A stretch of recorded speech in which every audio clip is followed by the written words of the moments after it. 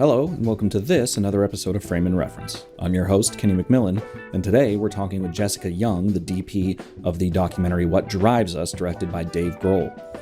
The film is a documentary about van life, about, when you get started in a band, that, first couple years or however long it is, where it's you, the bandmates, and all the gear in a van.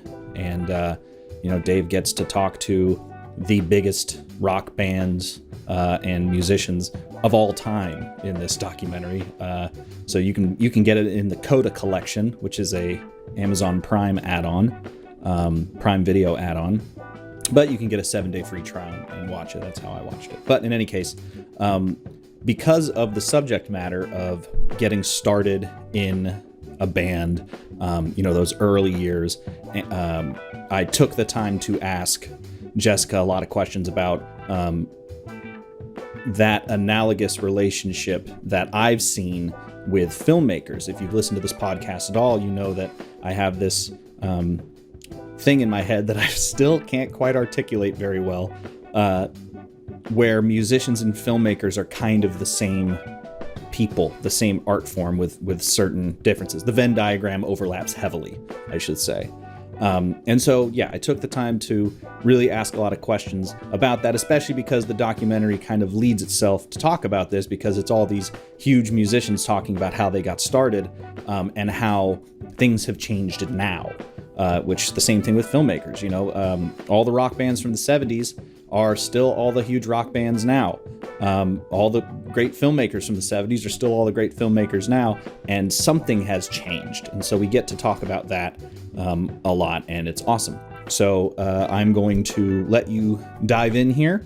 I absolutely adored this conversation, especially because I'm a drummer myself and have been my entire life before I was even a filmmaker. So it was exciting to get the chance to talk to someone who's been in the presence of Dave Grohl. Queens of the Stone Age's best drummer, hot take. Anyway, here is my conversation with Jessica Young. I hope you enjoy it.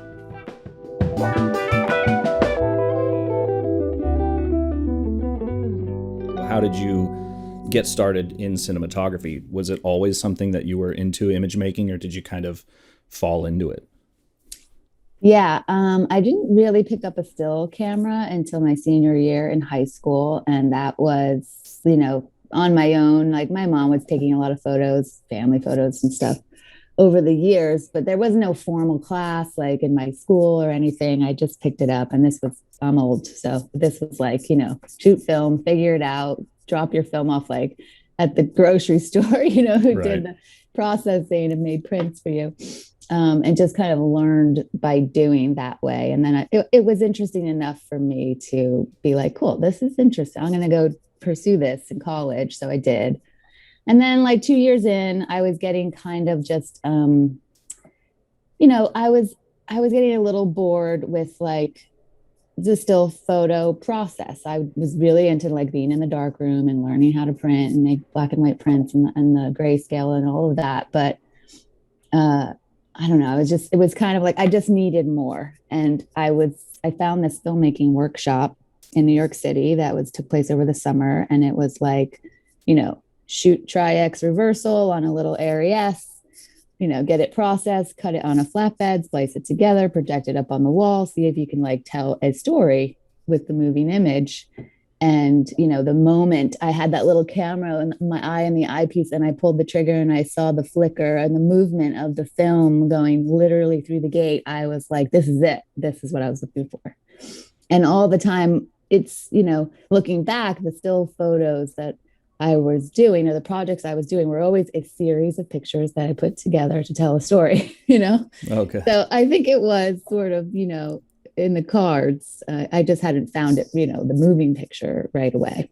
And then after that workshop in New York, I went to, actual film school in San Francisco, where luckily, I had a little bit of background of college already. So I kind of just moved like straight through the ranks, and I had a very clear vision of like, I want to do cinematography. Tell me everything about that. So like all cinematography classes and directing, and then all the other stuff like screenwriting and editing and all that business. But it was a pretty fast track for cinematography for me. Like once I pulled that little trigger on a little ARES. Yeah, Yeah, go ahead. well, I was gonna say I learned on an Reflex, and there is something I've tried to articulate this before, but it's kind of the same thing as shooting still photos on film, or I suppose any like true SLR is that isn't digital because you can chimp it, but like there's that potential. You see, there's like a lot of stuff happening, but you don't know. Like I feel like that's where the excitement comes from. Is like it's going to happen late, like offset enjoyment. Something that I've never really enjoyed is just like when I'm doing it for pleasure is like, oh, yep, that's good. Right. Whereas like that flicker is kinetic. Duh, it's kinetic. That's science. Yeah, no, I do think it really, for me at least, I think it really had something to do with the actual movement. Like for me, it was the mechanical, like movement of the film through the gate. It was also, I really love those parts of the film where, like the ARES, the SR3, which I eventually graduated to, when the film comes up to speed, those first few seconds of motion and light that happen that are like coming together once it's like, coming to like the actual exposure and speed in which you're, wanting to get the film to. I love where there's like those bleed outs and the motion blur. Like I love, like, in fact, in still photography, I'm definitely heavy more towards the abstract of movement and light flares and things that are out of focus more than the stuff that's like so perfect in focus. But I think it's literally the movement. I mean, for me, it was anyway. It was a revelation. Like, and then, then of course it's the obvious. There's literally things moving inside your frame now. Shooting 24 frames a second. But that transition from still to moving was like, yeah, that's it. Figure the rest out later. Figure out screen direction and composition and editing and juxtaposition later. But for me, it was that initial just clocking of frames. I still have that sort of ping of a rollout stuck in my head. Yeah, where you hear it come off the spool, just a little ching. Yep. It's like it's usually sad, but sometimes it's a good thing. It's right in the middle of the best take usually. Oh, darn it. Did you have any like mentors in college or sort of on topic? Did you have like a band of sorts? Did you have like a group of friends that you did a lot of work with? Yeah, I would say, that really, like, a lot of people ask that question in this business film school or no film school. And for me, like I really had a great time. I still work to this day with some of the people that I met and, discovered with in film school. I mean, it doesn't always work that way, but I find that it's definitely a catalyst for, coming together, figuring things out together, and like just trying. You're in such an experimental phase, I feel like. And granted, maybe it was more experimental in film school, which when it was on film than it maybe is now, because you have this immediate response to like exposure and things you're doing right versus things you're doing wrong. And I think like, when you're just like figuring out how to properly expose and create a shot list to tell a story, there's a lot to learn from the mistakes of that. More so than the things you're always doing right. But I think regardless, like finding that sort of crew of people that were also just, about your age and figuring it out too, and really passionate and excited and willing to push the boundaries, like that was some of the best times that in my life, really. And like I said, like luckily still friends with many of them today and working with them, which has really been fun. Yeah, I lucked out about 10 of my friends from film school, which I went to Arizona State, so wasn't like film I went to Arizona State. Oh, did you? But not for film when I was doing photography. How funny. Oh, yeah. Awesome. Manzanita Hall, baby. I was not in Manzi. They put me in Best A because that was like the film, it was like Best Hayden over by that IHOP on next to what was the theater called? I think I know where you mean. The theater. Yeah, but anyway, they had changed those all to the art dorms when I got there. That's funny. Yeah, so that's where I did like my still photography, and I was doing like art. Great campus for still photography.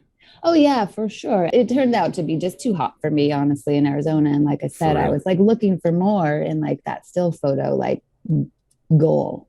So like no regrets. It definitely needed to happen. But and I still have a handful of friends from Arizona, but not as much as I do from my college in San Francisco where I went to like film school. Yeah. But yeah. So since I've never met anyone else who actually went to ASU on this podcast, did you have a, so there's like kind of two ways that I've seen people go to that school. One is they take the whole experience in and are able to manage it. Those people usually get past freshman year. And then there's people who are just so completely gobsmacked by being around 54,000 students and having all that fun. Mill Avenue's right there. You know, there's a lot of things that can distract you and not be beneficial to your experience. But then on the same time, I for sure would not be where I am today were it not for the detours that I took there that gave me the life experience. Yeah, I mean, for me it was like I grew up in New Jersey, North Jersey, and I was just ready to like go out on into my own adventure. So it was like just far enough away to be far from home and like, just strike out on my own. I mean, yeah, I guess that's just it. Like you just have to figure out nobody's gonna handhold you through the process. Like, yeah, if you just decided to put a 7 o'clock math class on your Tuesday, Thursday, like good luck. Good luck with that. Yeah. You can make some responsible and very irresponsible decisions. Um, but I would say like my very first like photography, like 101, photography 101, like teachers and some of my early art teachers, I really enjoyed them. I think about them a lot. I mean, Yeah. I'm not in touch really, but some of those early influences, they still remain. Um, but yeah, I mean, I don't know. The big college school in general, it definitely like wasn't for me, obviously in the long run because I bailed. But Right. I don't know, it does take a certain sort of like discipline, to not get caught up with all those distractions. Sure. Yeah. I mean, and I lucked out where I figured that discipline out. I was given I think film school gave me the room to not have that discipline at first. Like I didn't get Yeah. into the films. I got into the film school at USC, but USC was like, we don't, absolutely not, you idiot. You're not coming into the school. And ASU did it the other way. They were like, come on in, bud. You're just our type. But the film school was like, you're Yeah. not Oh, special yeah. enough yet. Yeah. I'd say all of my education was basically very easy to get into, and it was up to me to like apply myself or have my discoveries. Yeah. So, in that kind of realm of like making your own discoveries, do you see, uh, is film school the sort of van life experience for most people, do you think? Or is there a way to do that as a filmmaker, um, outside of that system? Because I find it increasingly more difficult to see a sort of punk rock indie film path that surrounds you with other creatives to make film. No doubt. Yeah, I mean, yes, it's constantly evolving, isn't it? I mean, bottom line is filmmaking is a collaborative medium and it is very hands-on. And so if you have the opportunity to physically do, which is a lot easier today than it was, when I went to school, pick Mm. up any camera, even your iPhone, which and apply yourself and tell a story with pictures that are edited or a one shot, obviously. But like there is so much, it's so easy to experiment to see if that's something you can do. And you only learn by doing, and you only like do well by doing over and over and over and over and until you figure it out.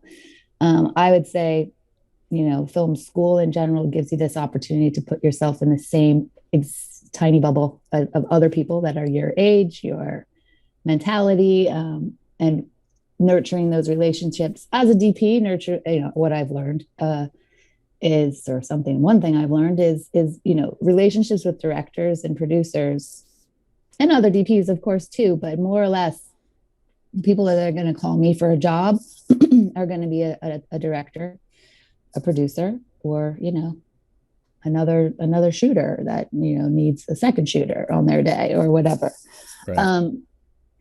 So like, I forgot where I was going with that, but basically, I mean, long story short is you can just be a PA. You can just learn the business like by doing and hopping in there. Like there's no rule that says you have to go to film school or have this formal training. And but it does help you actually do it and learn it, and it's, like give you an assignment, and there's like a follow through, and you are, judged by your peers and your teacher, which, is really valuable. If you're just like a kid doing a YouTube thing, like, I don't know, maybe that's another sort of response that happens now that I'm not exactly familiar with, because it's more like a young person's game, but like that idea of like likes and going viral and all of that stuff, like that's all possible too. So I don't know, that's, and Yeah. I have found that everybody's path as a DP is so different. Oh yeah.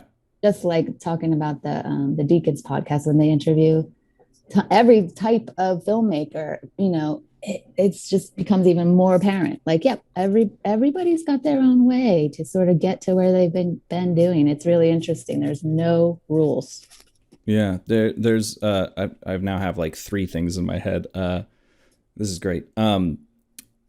The first one being, a lot of people, you said earlier, pick up your cell phone, and I've seen that advice given a lot, and I've seen a lot of pushback to that advice, because I guess the thought is that no one will take me seriously if I shoot something with a cell phone, or it won't look professional, and therefore people won't, I guess, take me seriously or whatever, or weigh the contents on their merit, because there's this filter, I suppose, of amateurness. Yes. Do you have a thought on that? Certainly. I more or less speaking of that idea as like a very young person who's interested in storytelling, being able to have a tool that is very easy to experiment with. And I'm talking about like my daughter's age, who's like, she'll be 10 in a month, Sure. like if she wants to do a fun spoof thing with her friends, like what a way to learn. I mean, there was no way that we could do that when I was a kid, unless maybe your parents had a Super 8 camera or something like along those lines. And even then it was, You're not editing it. A little more difficult. Or you could do like the Coen brothers used to do, and they would be like shoot like the pirate and then shoot the other guy and coming at him and then cut and shoot again, and like edit on the film itself, so they didn't have to cut, chop it and splice it up. Yeah. But I will say that should I hold for the plane?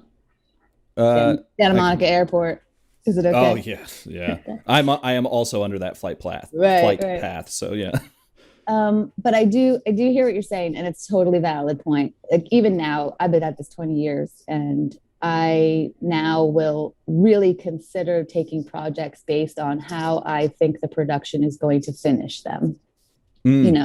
Is it going to be worth my time and energy? And this, some projects, it's blood, sweat, and tears. I mean, they're not all easy. Certainly some of the longer like documentary projects where it's a small crew and there's a lot on you and you're doing literally the heavy lifting at times, and the perseverance of that, like, you're dedicating your life to something regardless, even if it's a commercial, but more if it's like a long-term like narrative or something like that.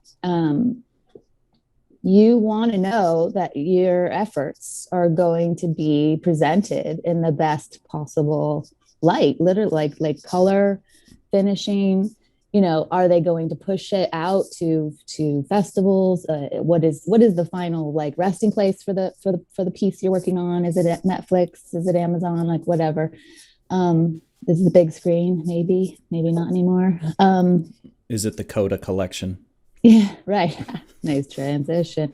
Exactly. So you just, I hear that because you want to basically know that you'll be taken care of in the end, Yeah. But in the beginning, if you're figuring out if this is something that you're interested in, I feel like there's so many ways to like cut your teeth a little easier than it was when, you had to go get a film camera and you had to like, you know, find a facility and it cost a lot of money and that you had to wait and turn it around and you needed like funding. And nowadays it just seems like if you got a real passionate story to tell, like you could pick up a camera and tell it, and Yeah. some of it's forgivable, certainly if it's a powerful enough like topic or message, like Black Lives Matter or somebody in your community that needs like to be uplifted and be, like that kind of thing. It's not necessarily filmmaking, but it's still storytelling. And I think like it's so much easier these days to like tell the story. Yeah. Now I have a guy cutting trees or something. Honestly, your sound Is okay. your noise suppression is doing pretty well. Good. Okay. I've noticed Zoom does a decent job there, but so don't. I'll let you know if it gets too fucky.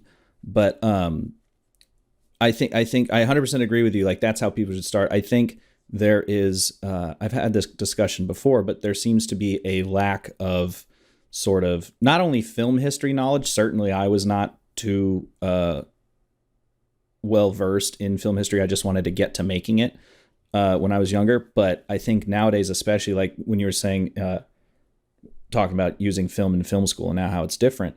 I think I had Maria Ruschi on, and she's a adjunct professor at Tisch in New York.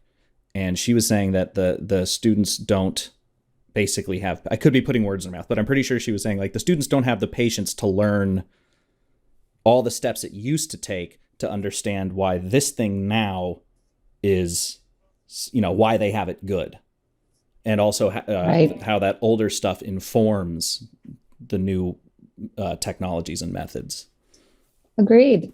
I mean, I feel super grateful that I was able to learn on film and, can apply that discipline to the work now. It is true. There's definitely something to be said about that. Yes. And not just the wanting and the waiting, and the experimenting and like the success and the failures and learning mostly from the failures, but a little bit of the classics, studying the classics really helps. Like when I was a kid, or I would say when I was at that phase where I was in between photography and motion pictures, sort of waiting to go to film school, I would go to the video store. Yep, the video store, and get like 3 or 4 movies and go home and stay up all night and watch them all one after another. And I have composition notebooks, just filled with my notes or observations. Like, and I like dug them up a little while, but maybe like 2 years ago, and I kind of threw half of them away. But I pulled out a couple pages just because, like, it was just interesting to see like what I thought about things, like silly stuff, like observing how a wide angle lens, like that when it moves up to a person, like gives you a certain feeling or something. Yeah. You know what I mean? Like, I definitely studied that way too, and there's no reason why you can't, like, you need some formal invitation to go to like some film studies program. I guess it's better to have like some person kind of pointing things out to you or making you notice things about editing or compositionally, how things are cut together and why that makes a difference and stuff. But well, yeah, I think the tastemaker is severely undervalued these days, and certainly you don't know what you don't know, so having someone point out like, oh, this is what you should be looking for, okay, great. But I do also think that something you sort of tacitly brought up, which was you couldn't look up trailers. You would just go to the movie store and be like, that cover looks interesting. Same way you go crate digging, oh, this record looks interesting, I'm just going to buy it purely based on the cover, or maybe the insert or whatever. Right. And I think that experimentation, again, this is going back into the psychology thing because I've been fascinated about this for a few years now, is gone because it's too easy now to make an informed decision. Mm-hmm. It's too easy to look up, the best camera or whatever, or just buying someone's, oh, I heard I should get into the Dead Kennedys. Let me just look up their 20th Century Classics greatest hits album and not get the other things in there that like inform who they were at the time or anything like that. Yes, it's true. It's a very good point. I feel like there is definitely a discipline that is lost. I remember very, very clearly, like that first sort of feature film that, was not on film, and a sort of inexperienced director, making decisions to just keep rolling and rolling. And like there's Gotcha. There's a seriousness to the old school because you couldn't waste as much, I mean, it makes like documentaries and stuff like that kind of platform a lot easier when you can just sort of keep rolling and rolling until they say that thing you need them to say, or they move across the room and hit that light just perfectly. And that's a little clip that's going to be pulled out of that 2 straight minutes of a shot, Yeah. But you used to have to think really critically. I remember when I used to teach a music video class at my alma mater in San Francisco for a little while, a couple of years. And one of my assignments was to take 100-foot daylight spool, which is 2.5 minutes for those of you out there, 2.5 minutes of film. And I would ask them to do basically create a story on that 100 feet, without editing, preferably without editing. And that was always a tricky one for those kids under me. I had a good project with that when it was my assignment when I was in film school, but not every, not because I took it really seriously, but like every little frame count, and I was shooting on a Bolex, so I was like rewinding and like double exposing again, and like it was all very calculated. But the kids today, I think, had a little more difficulty with that concept of, the challenge of how do I construct that? How do I craft that? How do I tell a story without cutting the film? Yeah. Well, and I think you can start, obviously. But what I was going to say is I think the main thing too isn't that like kids today are stupid. It's just that like you can see a way of learning. Yeah, and you can see like, oh, this is easier. Why are you making this more difficult? And it's very shit. You could not tell me to slow the fuck down when I was in my early 20s if you paid me. I was very, gotta go. But there is so much value in the discipline of anything, let alone filmmaking. It's true. It's true. It makes everybody think a little harder about what they're doing. So Radke has this experience in the film where they were saying that they like their first show was basically subbing for who was it again? It was like Incubus or somebody, or like somebody, that. or Bonefish. Oh yeah, that's it. And so they were like, this is the best, and that was their first experience, and then they go to play for 5 people. Yes. Did you ever have like? Maybe not like something that drastic, but what do you remember? Like your first, like, oh shit, this is the thing that I've been looking for out of my art, like that. Huh? Yeah, good question. I do so much stuff. Sometimes it's hard to retain it all. Sure. Maybe shooting the Rolling Stones at the Coachella, that was the desert trip when it was like all those greats like McCartney and Neil Young and Bob Dylan and Pink Floyd, I should say Roger Waters, coming off the stage after Rolling Stones felt really awesome. I do remember that. Like, yeah. But then there's times where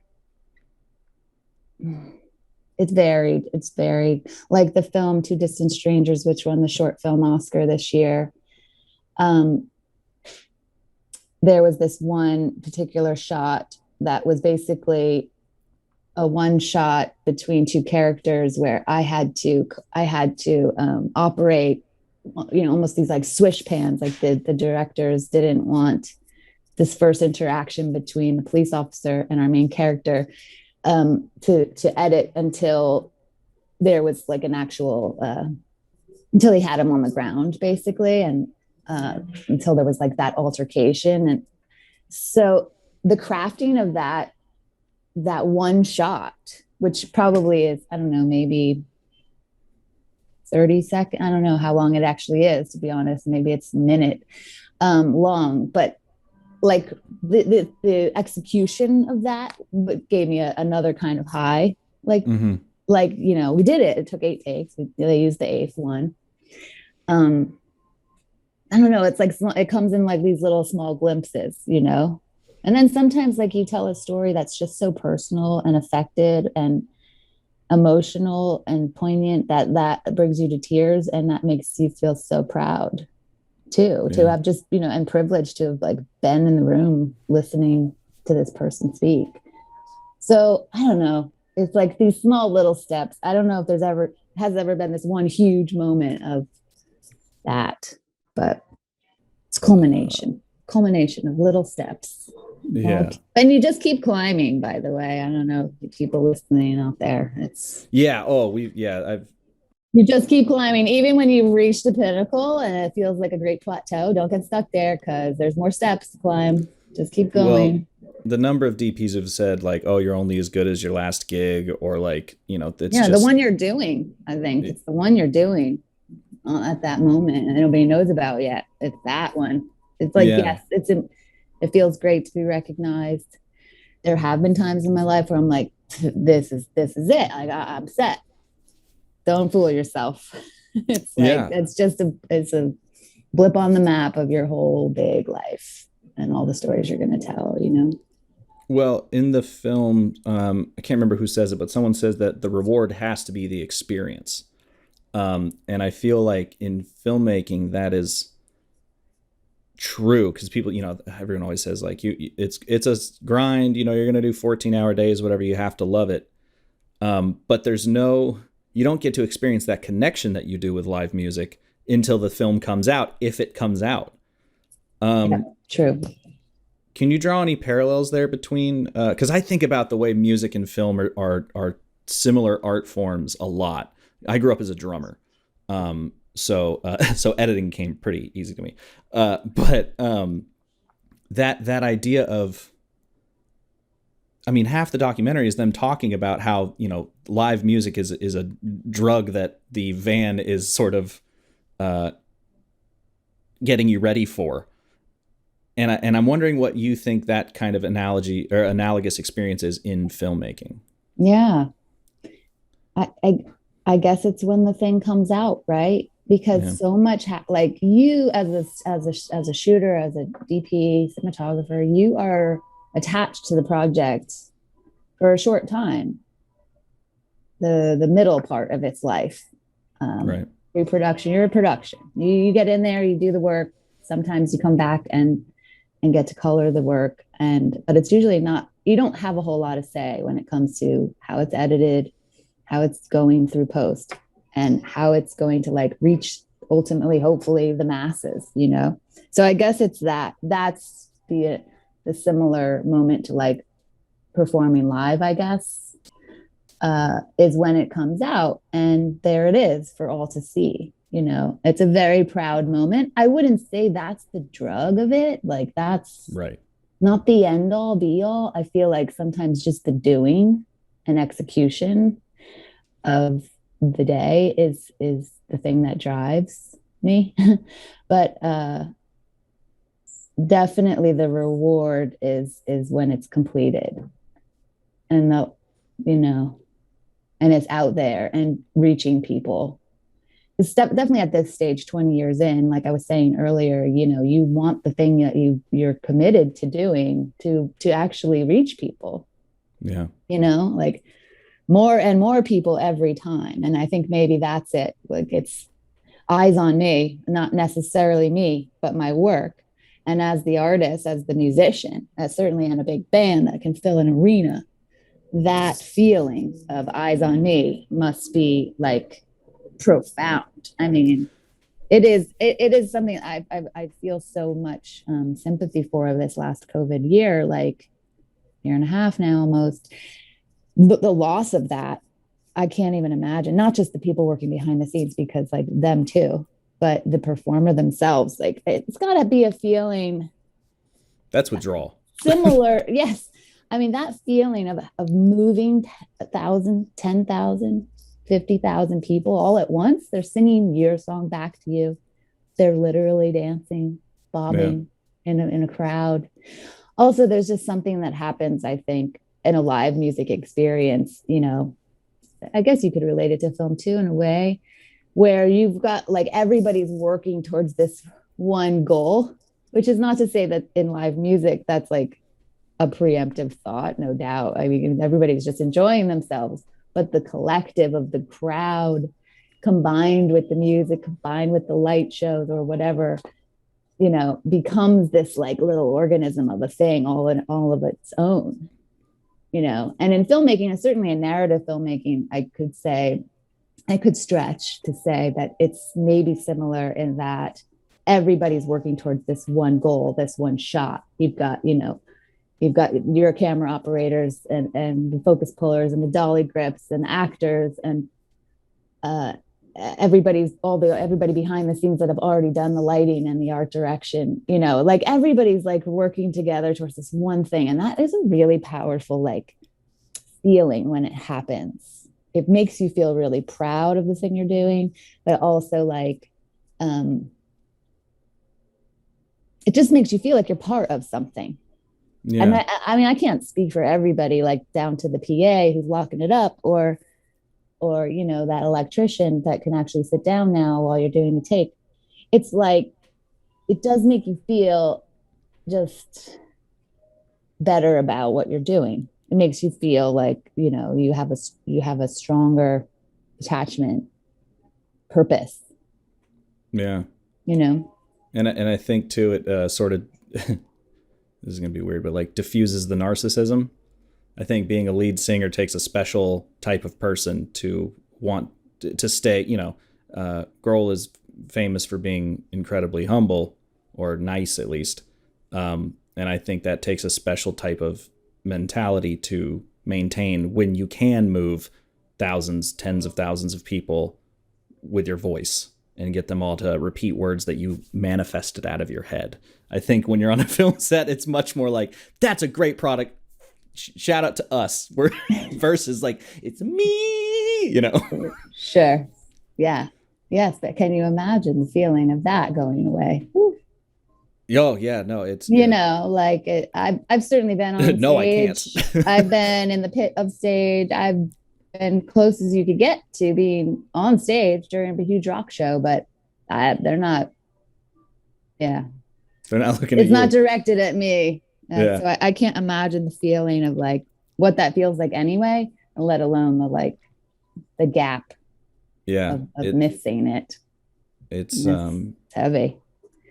Yeah, I shot concerts back at ASU. Would have bands come through and do concerts, and so I was their photographer for like 4 years. And it was interesting to see, like, especially like the pre-show rituals, but also the post-show, who was like riding the high and it was just another day for, and all that kind of stuff. It was very interesting personalities. I wanted to ask. I think Flea mentions that. There's all the big rock bands are still the same bands that were in the 60s, 70s, 80s, or 80s, 90s, let's say. And I feel like film has kind of followed that same trend where, we still wait to see Spielberg films. We still wait to see Fincher films. We still, in some cases, wait to see Scorsese films. I only speak in analogies, come to find out.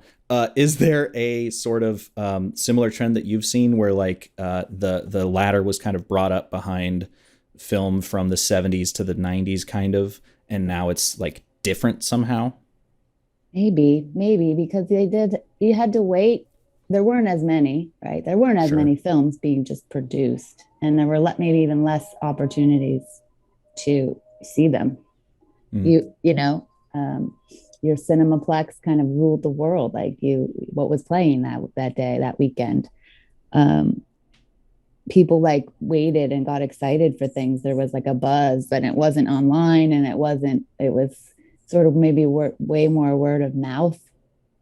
Um, yeah, that's definitely altered with this whole basically going straight to streaming thing. I mean, it used to be you were given what was available, you know what I mean, based on where you were, like Yeah. geographically. And now shit, you get anything you want, at any time almost. Maybe you got to wait a little bit. Um, and when it comes to like, there, like when I was in very early days of film school and just that time, indie film was kind of a big deal. Like Yeah. all of a sudden it was like, this is a path that you could make a very independent production and removed from the big giant production companies, and still reach people and still sell your film, and not only that, get a lot of people to see it.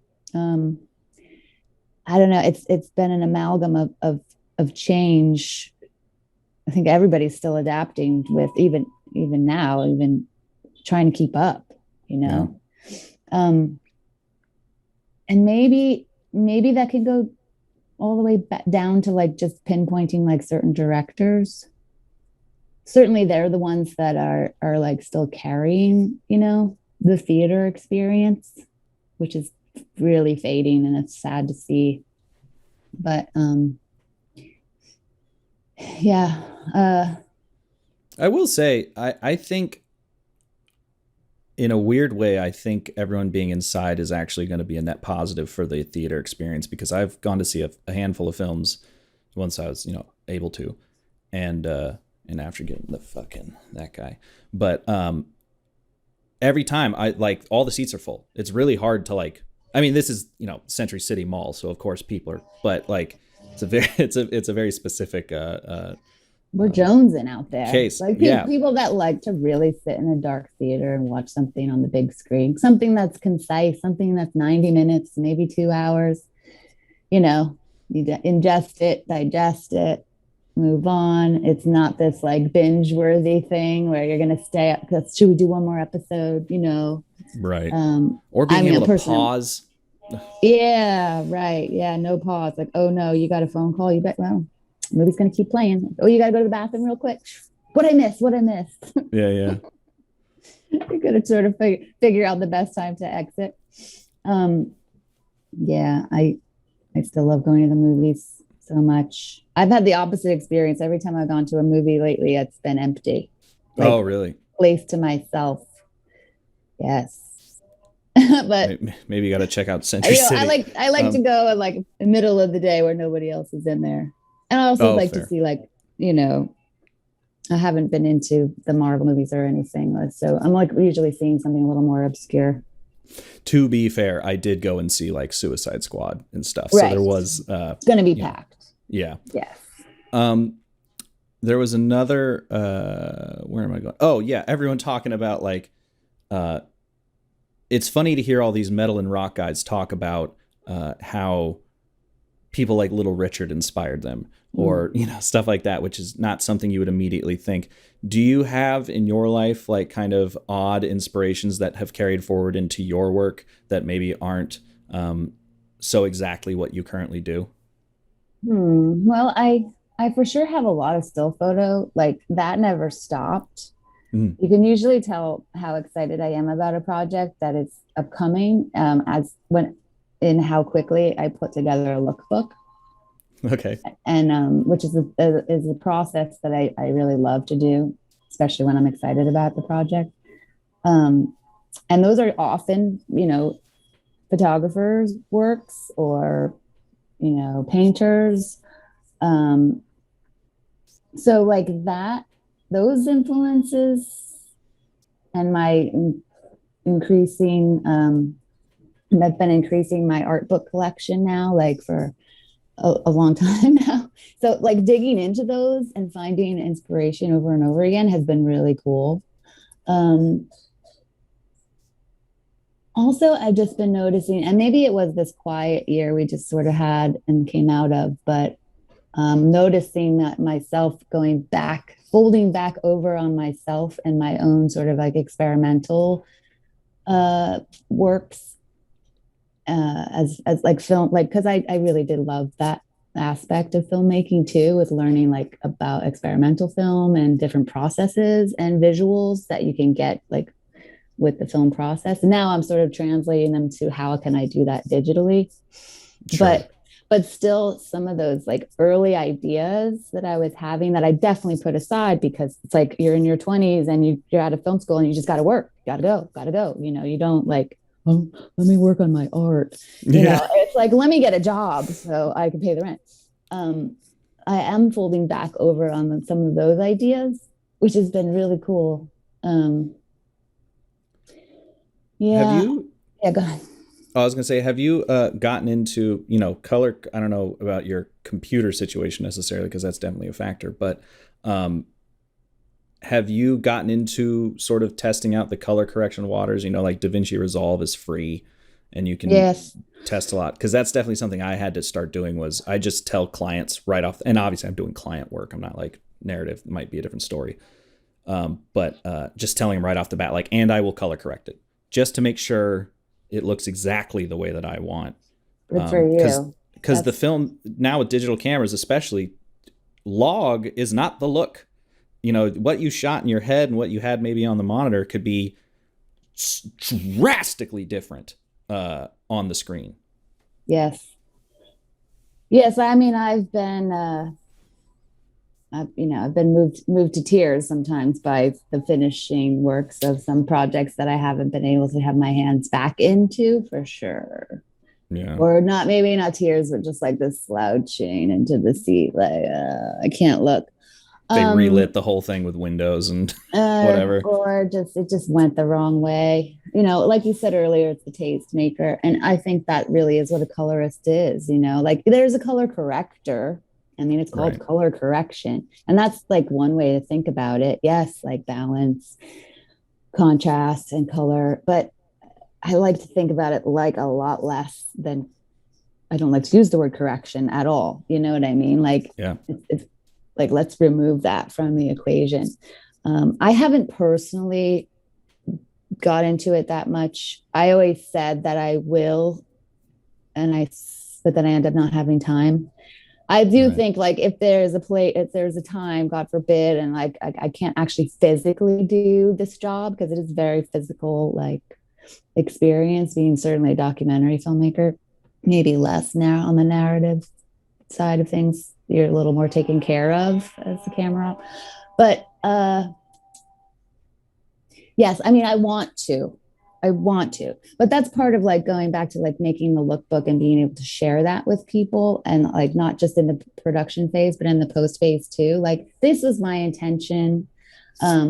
This is like where I'd like to see it go. And nowadays we have this great technology on the monitors, you know, put it in a little SD card and take a frame grab and, you know, take that home with you, tweak that. And so tweaking stills I've started to do a lot Yeah. more, which is good. And it's a good way to just send that along down the pipes to the people that are going to be having their hands in it for the next few months, even a year that it takes to edit a project.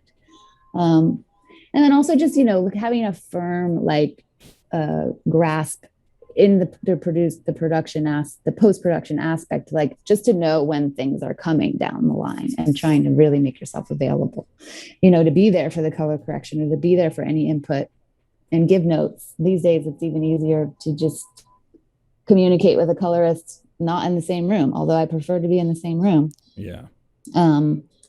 Because just it literally just the beginning part of like when you're just twisting the knobs, like, and you're changing the scales and you're moving things around, and like you don't always know exactly where it should be, but when you see it, you know it. Yes. And that's something you can't get with a Frame.io app, and you're just giving notes. You know, like certainly back in the music video days, you know, like our standard MO was to get in there, work with the colorist, gives you like 3 wildly different looks, maybe more. And like, you know, you kind of, as the taste makers, move through those looks, tweak them, combine them, find it, you know. I mean, sometimes there's stuff that's better than my intention. Sometimes. Yeah. Well, and the nice thing too is, speaking of tweaking stills, just like nowadays, especially if you're going to tweak one of those stills, like I said, in Resolve, you can kick out a LUT and give it to the, That's right. colorist to be like, this is where I'm headed, feel free, Exactly. And the more you can streamline that, like the conversation, the digital conversation between the DIT and like post-production, the better. I mean, if that person is near and dear to you, it only helps serve your vision. You know what I mean? Yeah.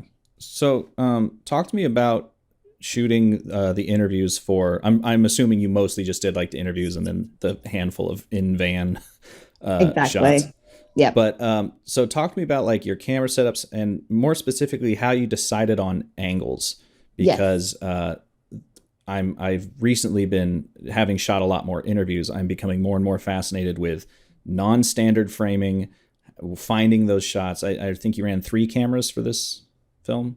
Yep. So basically, going into this film, we knew it was just going to be like a talking head plus archival project, and I've done Dave Grohl's films and projects in the past, and we've had like, more musical performances or more just like structure put on that. But we knew that this one was just going to be talking heads pretty much, and the archival that they were going to be gathering. So my approach was really just, it sort of came amongst that sort of punk rock ethos of where those kids where they're climbing into vans, and just like cruising across the world and getting it done. It was like, cool, well, let's take a punk rock approach to the framing of this. So like a little extra headroom, like finding the sort of off frame, also being like not afraid to grab a little something in the foreground, almost like,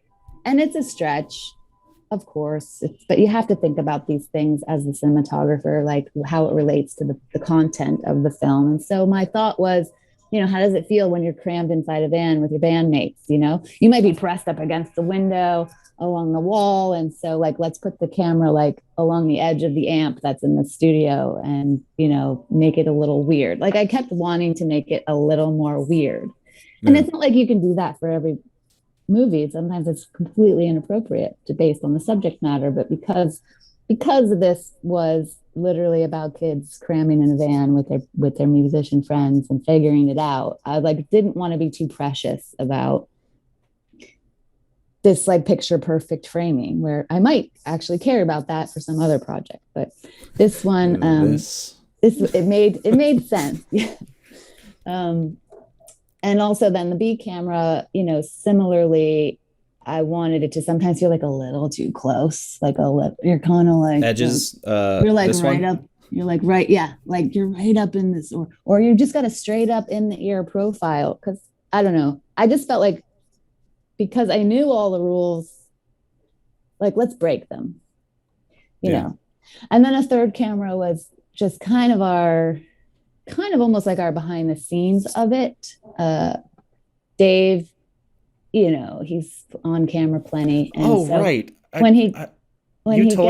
completely forgot that like you do see a bunch of behind the scenes stuff. Yeah. I was so into it. I completely forgot something has to film that.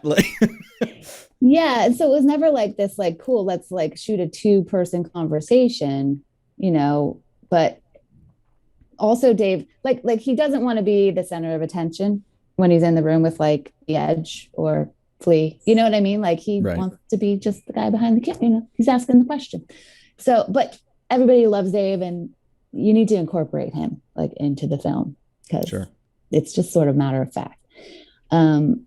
So we always had a third camera basically on Dave, but exposing the bones of production and not worrying about like, cool, I could see the C-stand or the diffusion frame or whatever. It was more like just catching his follow-up question occasionally, or, just him laughing at it. And, and he never wants anything to be really formal. He's really past that in his life. He just wants to show up and have a good time. And so, we also knew because of all the archival footage, which was like very handy cam usually, or just like concert cam stuff. I wanted the third camera to be roving and handheld and just kind of like, be able to ebb and flow with all of that archival stuff. So it's like these two sort of lock-offs that are a little bit quirky, you know, and then this third that was just sort of our thread, you know. Yeah. Was there a sort of go-to lighting package for all these interviews, or were they all kind of like you showed up with some stuff and figured it out? Like, was there a most lit versus a least lit in the sense of putting up stuff, you know? Definitely. I mean, we pretty much just traveled with like, probably I would say like what you would consider a 2-ton grip package with, you know, just the real basic stuff, sky panels, an HMI, you know, like a 1200 or a 1.8K, quasar tubes, stuff, you know, stuff where like just sort of standard like lighting units. And, you know, just kept it naturalistic. You know, once we sort of walk into the location, which we very rarely got to see a picture of, like sometimes we would get still photos of the location that like the owner would send, or if it was like an Airbnb type place, you could look online and see images. But for the most part, you know, you just sort of walk into the location blind, find an opportunity that has an interesting compositions or something happening with the lighting that, you know, that like, okay, I'm going to have to sustain this at least 1 hour conversation, you know, consistent lighting. So controlling like windows or finding a good spot for a key light that'll just like sort of, you know, stay there and not change too much. Still relatively looking good throughout that hour or hour and a half. Yeah, pretty simple. Like, honestly, like it didn't, like I said, like this was not the subject matter to be like precious about. Like, you know, we weren't like trying to make them all the same.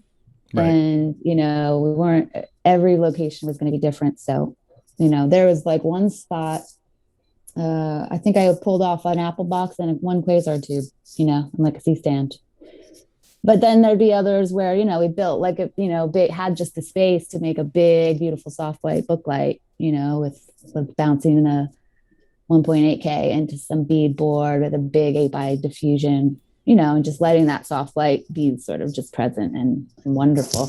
I mean, sometimes, you know, we walk into like a hotel room and you're just like, oh my God, what am I going to do with this? Yeah.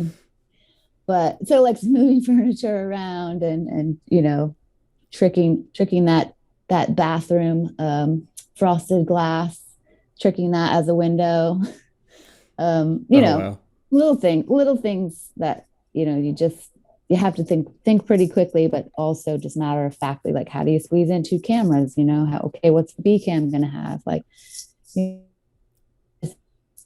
basically, I'm just hoping that and praying, knowing, I should say, that based on the subject matter and the talent in front of camera, like it's going to be a good conversation, you know? Yeah. It's not like it's going to make or break, your lighting is going to make or break like this conversation. I mean, I guess it might.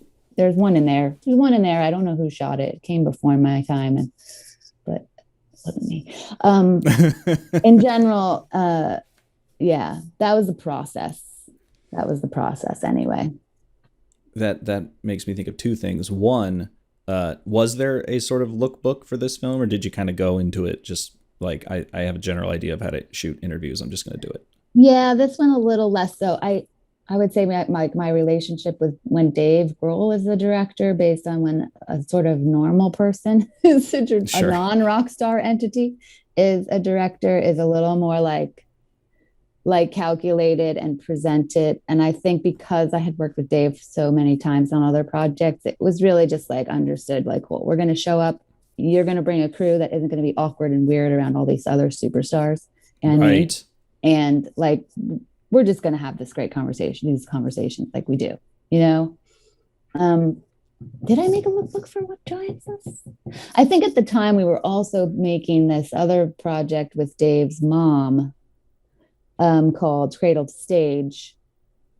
I can't remember which came first. And I did make a lookbook for that, which was more traditional sort of interviews and verite scenes. I think at the time they were sort of overlapping, these projects. Sure. Well, that's fun. Oh, yeah. Yeah. So, you know, you just had to quickly shift your hat. Like, okay, what are we doing today? You know, interviewing Steven Tyler in a bus. Oh, okay. You know, right. Do you, and the second thought was when you were saying like you just got to show up and make it work. Do you remember, was there a moment where you realized you had the confidence to do that?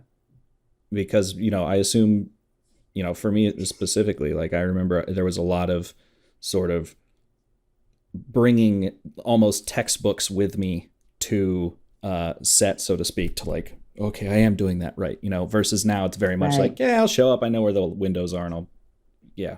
True. It's true. I mean, with the vast amount of documentary projects I have under my belt, there definitely came a part where I was like, okay, I got this. Let's just make sure the gaffer shows up with like this, and this unit. And what you can achieve with those units, like having like all the right tools in place to know that you can walk into anywhere and then have the confidence at some point to say, well, yeah, we could just go get one quasar tube and this is good. You know what I mean? I don't know if I can pinpoint that moment. I definitely felt that kind of confidence walking into what drives us based on just my history with Dave, but then also like all the other interviews I've done just under my belt. I mean, back to Sound City, like when we started that project. Love that film, by the way.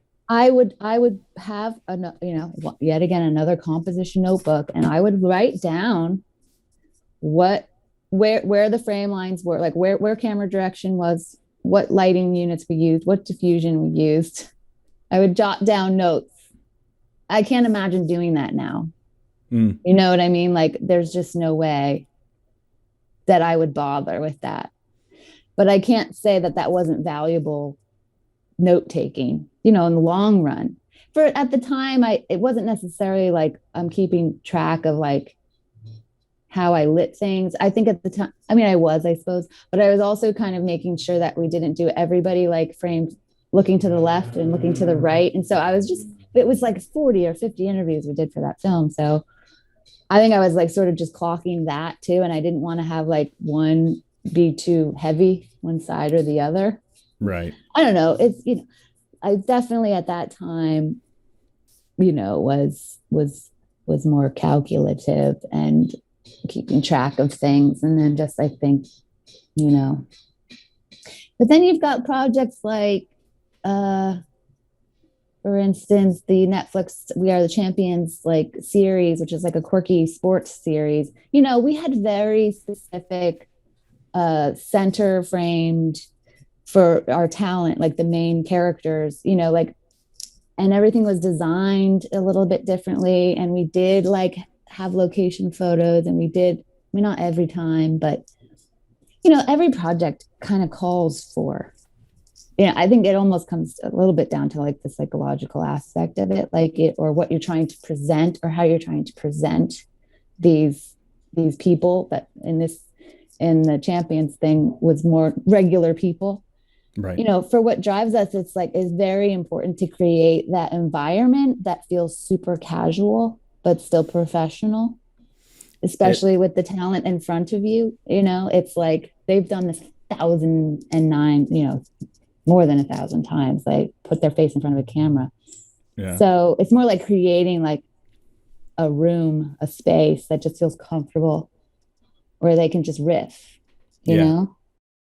And that was more important than giving a shit about like, oh, this frame's a little unbalanced. Like, let's jump in there and get that lamp and move it left or right, or, Yeah.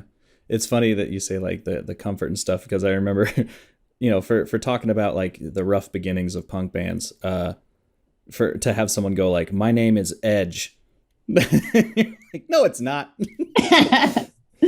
Yeah. They're like, like Duff and Flash, like, you want us to say our names? Like, yeah.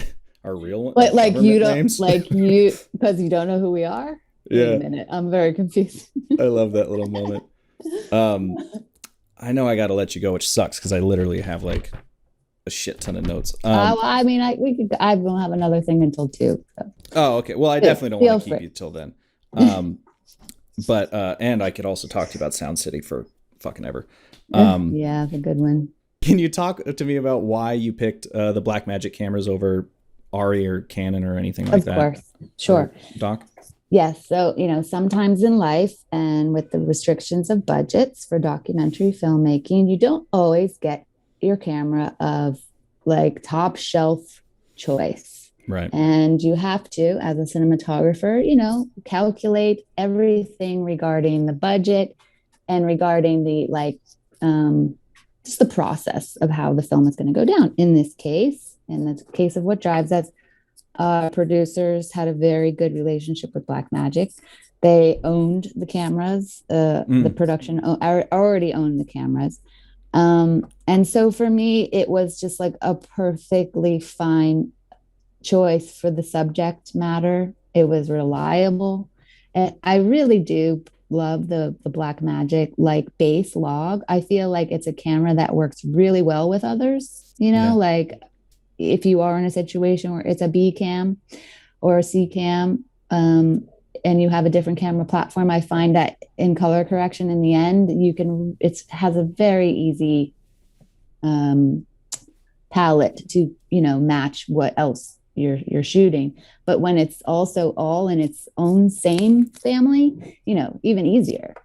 I knew the film would be finely colored in DaVinci. I knew it was going to be posted. Like I knew from beginning to end, like this was going to be a very easy, post flow. Sure. So, and then also, just matter of factly, when, instead of shooting to cards, we often shot to those S by S drives, the solid state drives, which have like a huge running time, because sometimes these conversations are going a long time and you're making like maybe once or twice you might be stopping but more or less for a sound issue, like, and you just want to like cut up the clip because you don't want to have like you don't want to have Steven Tyler be talking for, an hour and 5 minutes and then lose one whole hour and 5 minutes if something is corrupted. But like, I knew with that camera platform, with solid state drives, like we were secure. And our monitors, our onboard monitors also were recording proxies to SD drives. So at the very least, if something did happen to the main body of the clip, we would have the proxy. Yeah. It just all made sense, really, like the relationship that the producers had. And then ultimately, like if you sit back and look at what it actually is, these very long takes that need to be gently processed and moved through post, it was like no problem. You know what I mean? And so for me, like, and then just picking just a set of super speeds, good old fashioned Zeiss super speeds, old glass, on these older faces, really fast, like, opens to 1.4. You could really kind of erase the background and just like, let it be. Like they're just classic lenses. So yeah, I mean that was it really. Like that was the thought process. And then sometimes when we had the multiple cameras that were needed for some of the driving stuff, we just got a bunch of pocket cameras, or stuck them all around and put them in places. And it was pretty simple. Is there I've shot pretty much everything, but I've found that for like solo shooting or whatever, I find the Canon cameras are very like, just the way I can set them up. I like them, it just it gets to that point where the camera disappears and I'm just like, everything's very, extension-y. Is there a sort of a maybe even a rig or just a camera system that has worked like that for you, or something that has made being a DP more fluid and more out of your way? For sure. I've been an Arri Amira owner since like 2016. And so that literally I find to be an extension of my body in the dock space. It's not always the best camera. It's huge. You can't totally run and gun with it. You can't just hop right into the car and have your battery bang in the window. But when it comes to usability, when it comes to the buttons all being on the left side for the operator, that is my go-to camera for dock work. For sure. And it also brought me back after a very long process of going from film through the DSLR sort of early stages of digital, and then like graduating to now again to these bigger cameras, for that Arri S the SR2 like on my shoulder charging into the field, it had that same similar balance. So that's my go-to camera for doc. But these days, like with all of these streaming platforms, it's becoming more and more difficult to even shoot in ARRI RAW. Sometimes that is not good enough for the 4K plus spectrum we're entering with streaming. So I have a meeting just in a couple hours about that very challenge of what's going to be the camera platform for this next project, because it all has to be calculated. You're always making decisions based on like, yes, you want the best image, but then practically, how does that suit the budget? How does that suit this shooting environment you're about to climb into? The balance and the operation of the camera is really important to me. I mean, sometimes even maybe, I don't know, maybe more so than the final image, the quality of, or the whatever the base, red raw or the data collection Blackmagic raw. Yeah, exactly. Like maybe, I mean, it all has to be calculated.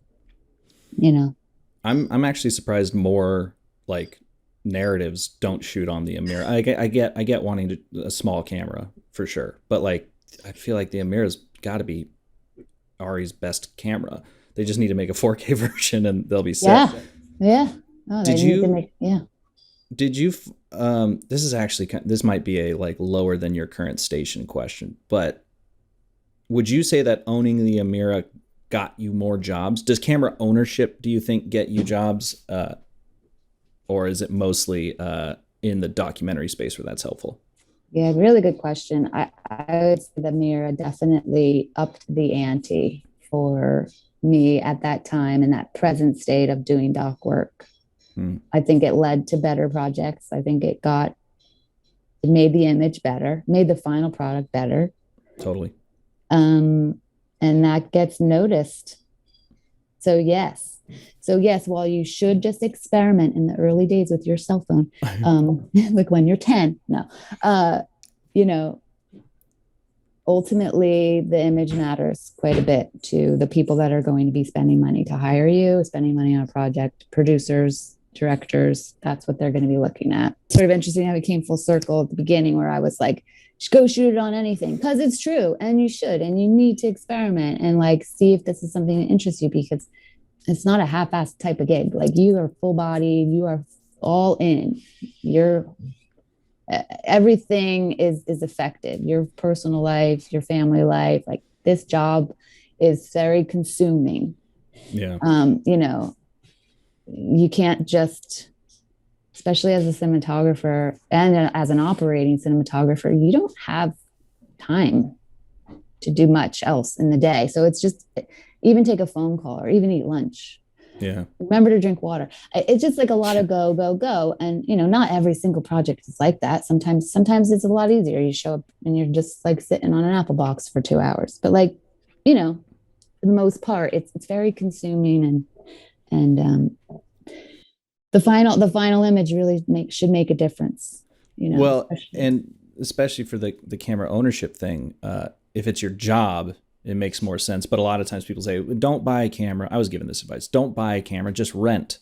It's like, well, what if the budget is small enough that like if you owned a camera, you could A, get that money for your own, your kit rental, but B, it wouldn't be enough to get a better camera. Like it would be better for me to own the thing to make the project better ultimately, right? Versus renting something worse, which makes you better in the end. So I mean, yeah, that's a strong debate. But for me personally, I think it elevated my work, and in the long run up to this moment, like made a difference to be an owner of a cinema, quality camera.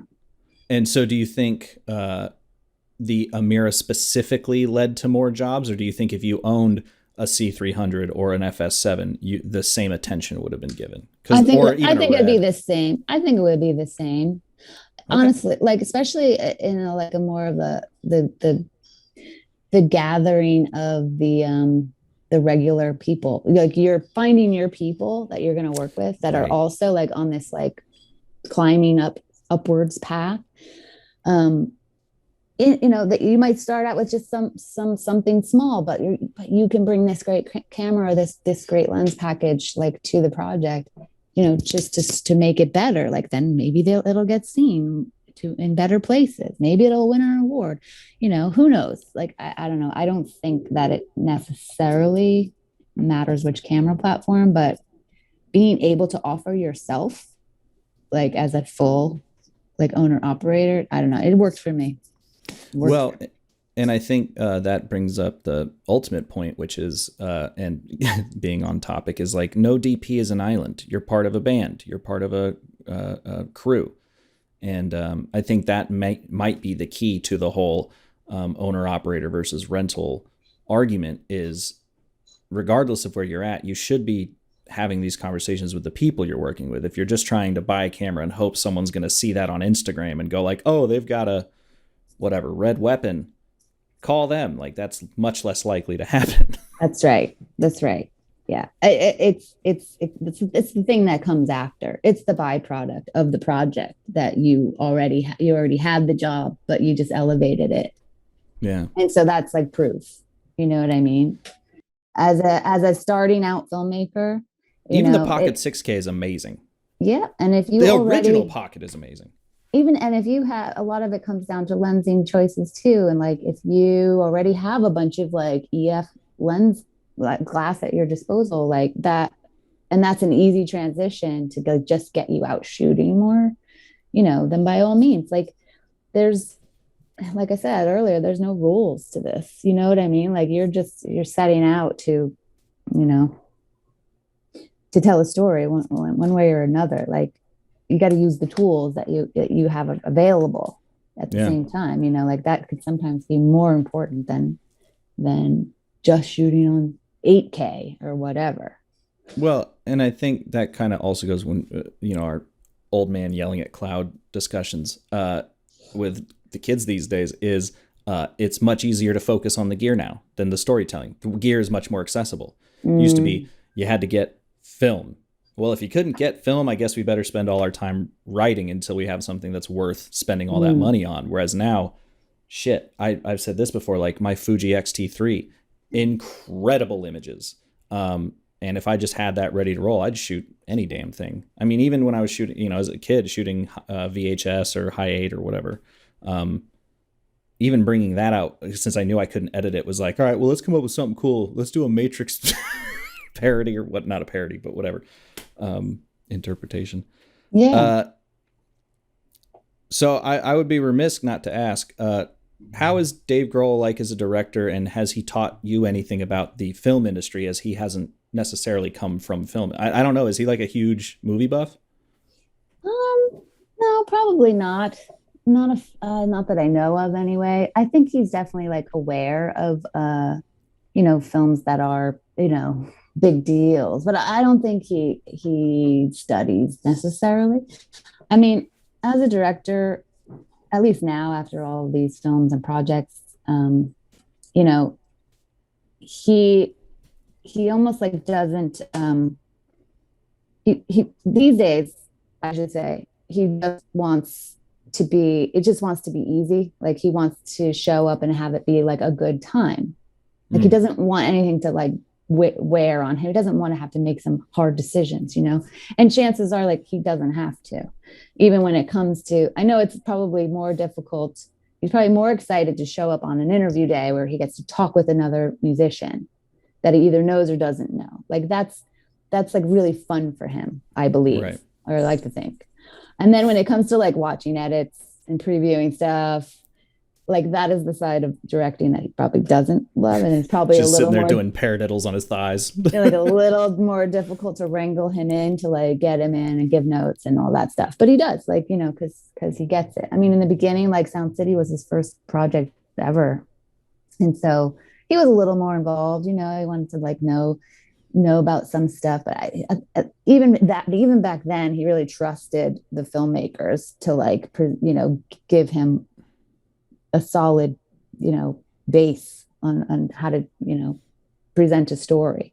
So, I think for the most part, like if anything, if you bring something to the table, he'll just say like, he'll be like, no, Right. Okay, cool, you'll change it. But that doesn't happen very often. Not lately. That doesn't happen very often. It's more like just presenting like a good vibe for him, and that's really important.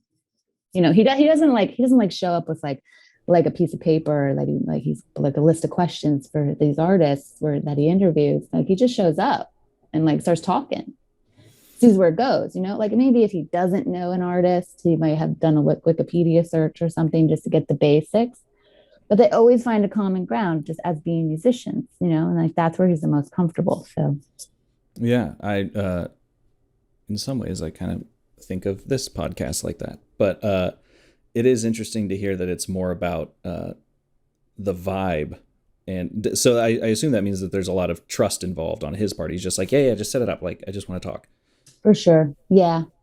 Yeah. I can remember a couple of times in Sound City,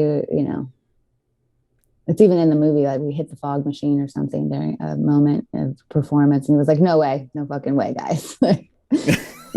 Don't even try. But nowadays, Why does it smell like syrup in here? yeah. And even some of the stuff, like if they're doing like some like Foo Fighters stuff, like the band shows up and performs, like they just expect you to be ready to go when he's ready, like, so I don't know. I guess so. It's just like a matter of sort of like being with him over and over again in these environments and not making it seem like too taxing for him as a when he's in front of the camera, like as a performer. You're going to get one, maybe two takes. You know what I mean? You better be rolling. You better be ready. Well, that's fascinating because I know a few non-film artists that I've shot with, and they are kind of very in the moment like that. Like, just like, hey, can we do that again? They're like, why? You want to fuck it up? It was perfect the first time. Well, you said this. I don't care. I don't care what happened. It was good when I said it. Yeah. And that's how their lives are on stage. You don't get a read. I mean, you can, but like, you don't get a redo. Right. That's right. Certainly when it comes to live music.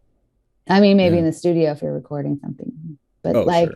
But yeah, like you're right. I think that, and they're just sort of like structured that way, in their minds. They're going to give this to you.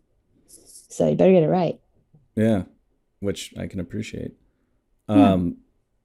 So I like to end all of these podcasts kind of with the same two questions, but they just changed. So they're new two questions to simplify things. But the first one is, do you remember a piece of advice? It doesn't have to be the piece of advice, but just something that someone told you or imbued in you. I think. There we go. Thank you. That really stuck with you and elevated your career. And then the second question is there a movie that you recommend everyone see? Ooh, okay. Really simple first. I was at an ASC breakfast when they used to have those gatherings, and they would invite like a DP to just have a conversation like this, but with a crowd of people. Paul Cameron, DP Paul Cameron, who I actually share a birthday with, ironically. But anyway, he just said one thing that has always stuck with me, and it's just really simple: be interested and be interesting. And you can look at that a couple different ways, but if you think about it, it's not necessarily the best advice to be like a cinematographer or anything specifically. It's really more or less like to be an interested person. Like that's the way I took it anyway. And it was some piece of advice that he was saying somebody gave him once, and it's always stuck with him. And I think as cinematographers is specifically poignant because as storytellers, whether it's documentary in the moment filmmaking, or you're really structuring a narrative film, like you have to be very interested and very present, like in the moment. I always say the strongest thing, the more important thing to a cinematographer, certainly, I don't know, across the board of all genres, is to be a really good listener. I think it's paramount to understand the emotion of a scene and find a way to shoot it, cover it, light it, all of that is calculated. But like if you're not listening and if you're not like aware of like if you're not like in the room, if you're like reading the room, you know, like you're out of it, and you're making choices based on like some selfish, like just want to make it pretty kind of thing. But like I think more importantly, it's like getting down to the baseline, to the heart, to the emotion of like the moment, the story, whatever it may be. And then, you know,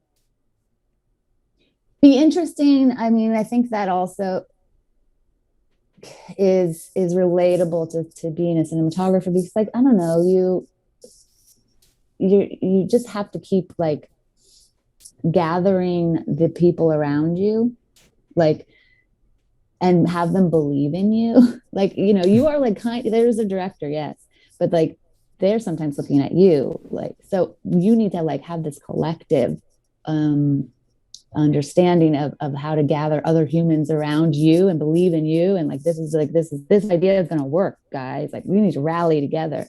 And so I think that kind of lends to that whole like be interesting part, because you have to constantly sort of be drawing people into your idea, you know, your presentation, like just to go forward.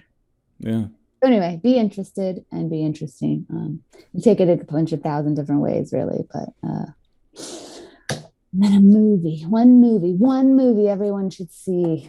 Doesn't have to be the movie, just something that you just maybe you saw recently, maybe it's one of your favorites, just something that you're like, people should see this.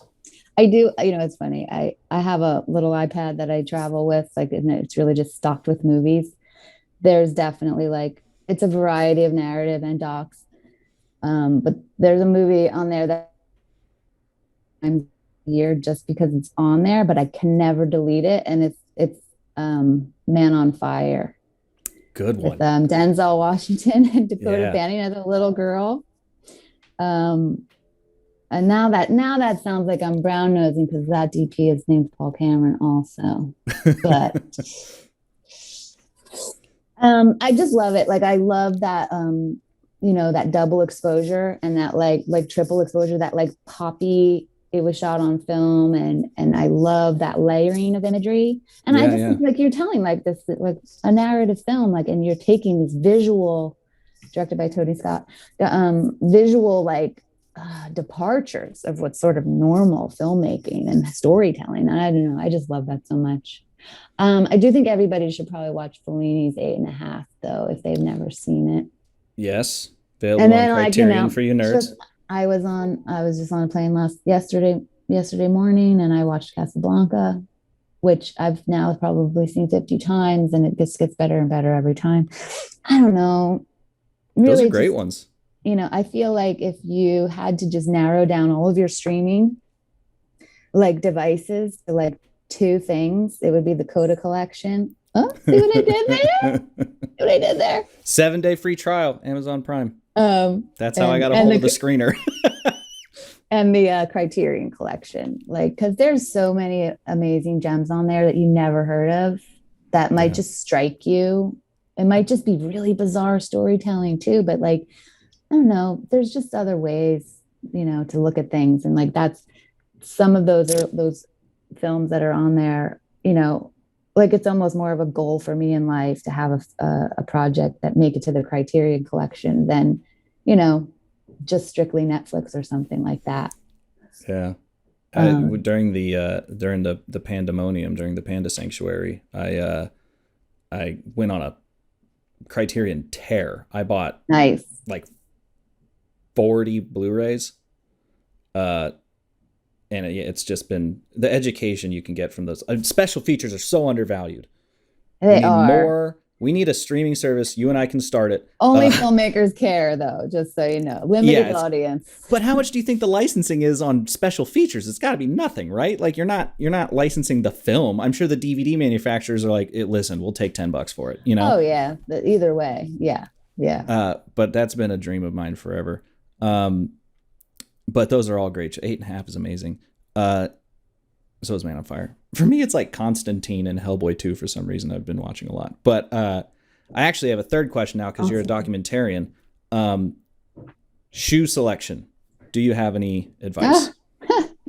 I'm stuck. I've asked all the DPs, all the documentary so funny. DPs. That's a great question. My shoes are not that great for what I do. I'm just stuck in boots. I have been wearing like the same style type boot for the last 20 years, and I don't know that my body would work the same on set if I was like wearing comfortable sneakers. I get asked that a lot, Really? because of the boots, because like people don't know, can't quite understand like how that's a logical choice. Sometimes it's just who I am, I guess, and I can wear the same shoe like, on an LA downtown street as I can climbing a hill, mountain. So I don't know. That's just me. Yeah. Some days those dogs are barking, though, I will say. So maybe there's a transition coming in my life sometime soon. I'm just one of those people that doesn't change like the look very much. Oh, I'm the same way. What works. I asked a buddy, I wear the Red Wings boots a lot, but I've switched over to Blundstones now for comfort. But a buddy of mine who's big into fashion, I was like, what can I do? I was like, normally I wear, like black t-shirt, specific pair of jeans, these boots. He goes, oh, you have a uniform.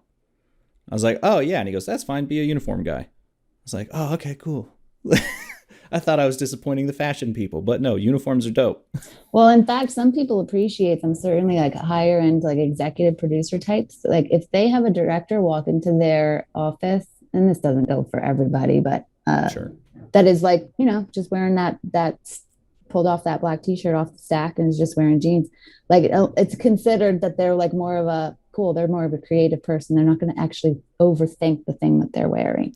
Sure. They're not going to be caught up on their day of what they have to do that day based on what they're wearing or how they feel or how they look. It's more just like, cool, let's just get back right down to it.